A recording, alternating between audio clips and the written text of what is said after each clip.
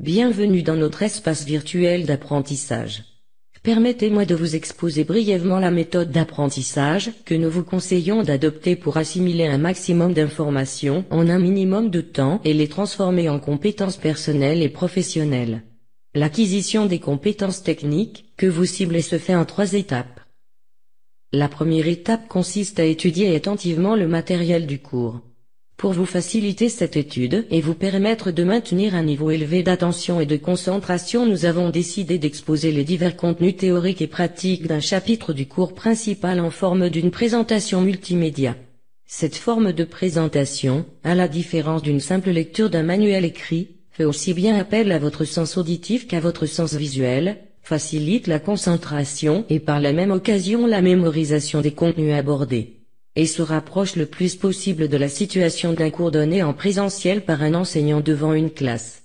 La deuxième étape est celle d'une révision méthodique des informations étudiées. Son but consiste à transformer les informations reçues en connaissances acquises et solidement ancrées en mémoire. Pour vous faciliter de passer cette étape avec succès et le plus ludiquement possible, nous avons intégré dans chaque chapitre du cours un module qui est entièrement consacré aux exercices de révision. Ces exercices reprennent, évoquent et rappellent point par point les sujets principaux abordés dans l'étape précédente. La troisième et ultime étape de l'apprentissage est l'accomplissement de travaux pratiques. Son objectif étant la transformation réussie des connaissances acquises en compétences professionnelles.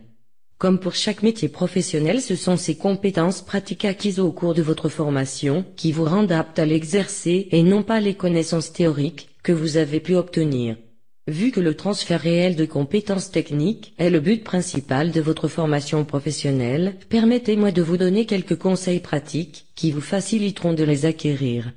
Premièrement, ne perdez pas trop de temps dans l'apprentissage forcé de connaissances théoriques, mais habituez-vous de passer à l'action dès que vous pensez avoir saisi l'essentiel d'un sujet abordé, s'agit-il d'un concept théorique ou d'une procédure technique, car c'est par intermédiaire de l'exercice pratique que vous allez comprendre ce que vous n'aviez pas encore compris et parvenir à maîtriser votre sujet.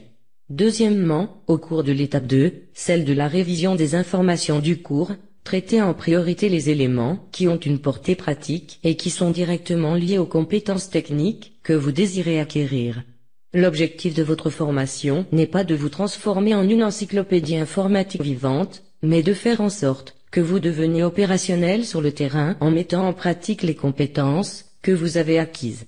Sur ça, je vous laisse aborder votre programme de cours et vous souhaite de le parcourir avec succès et avec un maximum de motivation.